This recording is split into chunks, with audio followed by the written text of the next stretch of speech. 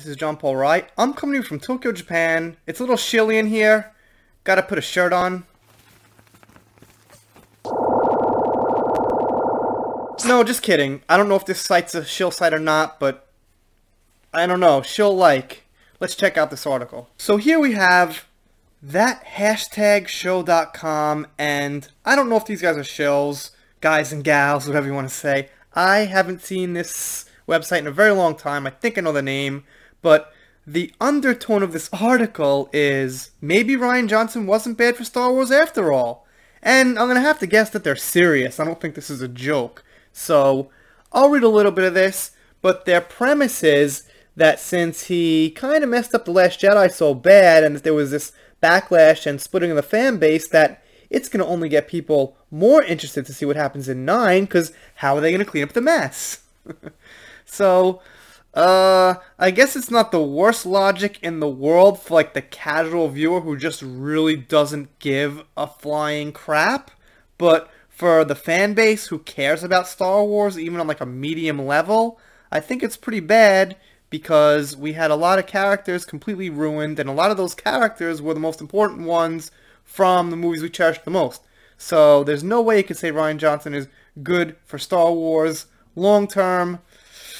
I guess I'll try to get in their mindset for a single second about if he's good, like, short-term box office gain because he screwed up so bad. I don't know. It's a little weird. Granted, the success of a movie trailer doesn't always equate to success at the box office.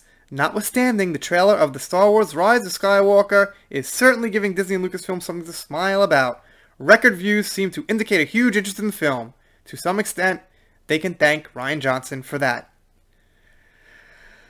Alright, well, here's the thing.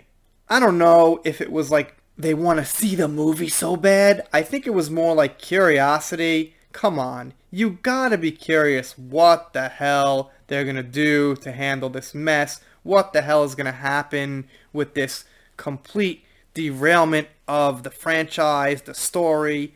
I just think it's morbid curiosity in the eyes of like 50% of the people that saw that trailer. And you know, they flaunt these questions. Rian Johnson to thank for interest in Episode 9. Thanks, Rian. According to MovieWeb, the Star Wars Episode 9 trailer garnered, I'll just say gained, sounds better. According to MovieWeb, the Star Wars Episode 9 trailer gained over 110 million views in the first 24 hours alone. That is a lot, I guess.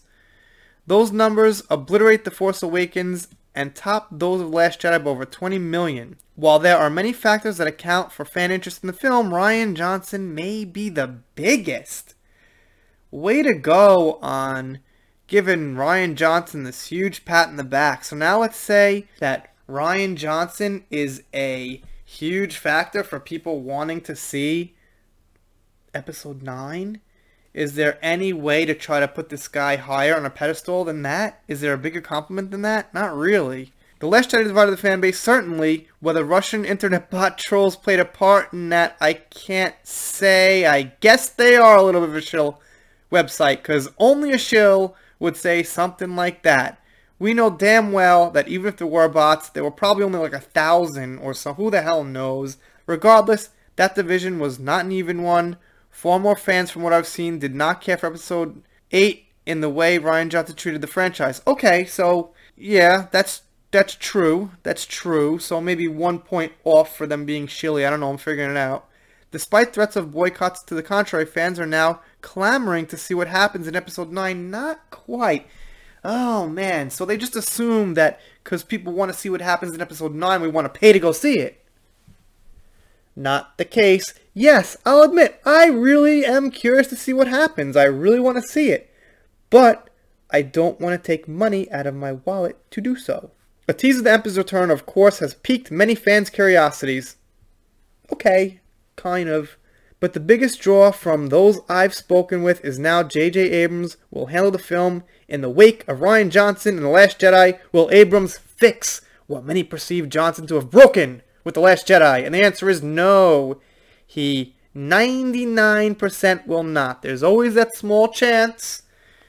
I'll be surprised. Look at this beautiful picture of a hero. What's this thing here, by the way? I see the lightsaber. What's this thing?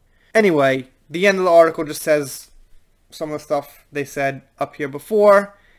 Anyway, it's ridiculous. Without Rian Johnson, if they had Chavallo, or even if J.J. Abrams did the whole trilogy, that probably would have been a lot better than Rian Johnson in the middle. He probably would have followed some kind of story, had things planned out, probably would have like balanced the power levels of characters a little better, and I'd go as far as to say he wouldn't ruin Luke like that unless like he was commanded to. He would just do it, but I don't think he'd want Luke to be like that.